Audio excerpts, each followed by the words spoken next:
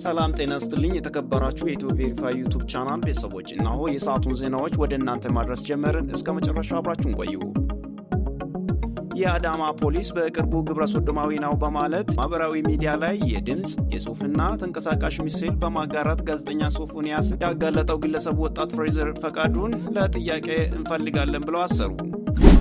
በሀገሬ ለመቆየት ሕጋዊ መሰረት የሌላችሁ የኢትዮጵያ ዜጎች በ60 ቀናት ከሀገሬ ውጡ በማለት የአሜሪካ መንግስት ለኢትዮጵያውያን ዜጎች ሰጥታ የነበረውን የጊዜያዊ ከለላ መብት አንስተዋለች።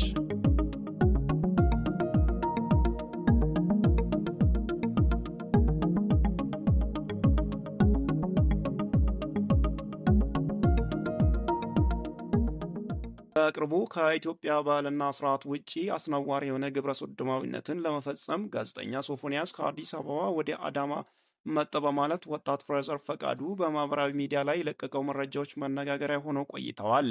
በጉዳዩም ህዝብ ለሁለት ጎራ ተከፍለው በአንድ በኩል መረጃውን ያጋራው ልጅ ትክክል እንደሆነና ሊበረታታ እንደሚገባ ሲሟገቱ፣ በሌላ በኩል ደግሞ ያጋለጠበት መንገድ ትክክል አይደለም፣ ለፖሊስ ማቅረብ ነበረበት፣ እንዲሁም ልጁ ራሱ በጉዳዩ እንደሚጠረጠር ሰዎቹ አክለው ተናግረዋል።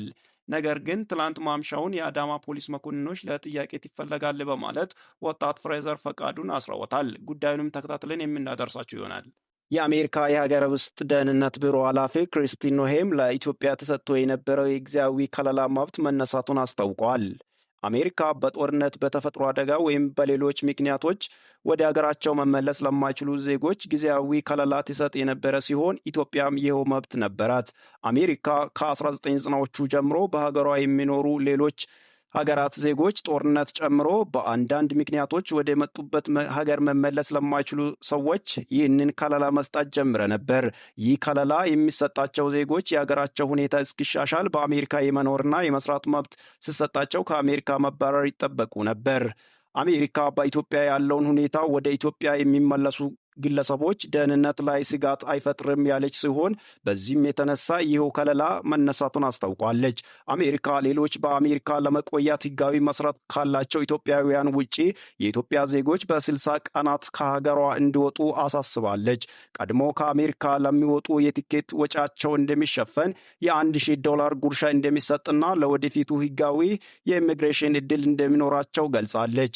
ከፈረንጆቹ የካቲት 13 በኋላ ከለላው እንደሚያበቃ ገልጻ ያለ ከለላው በአሜሪካ የሚኖሩ ኢትዮጵያዊ ዜጋ እንደሚታሰርና ከሀገሯ እንደሚታባረር አስጠንቅቃለች።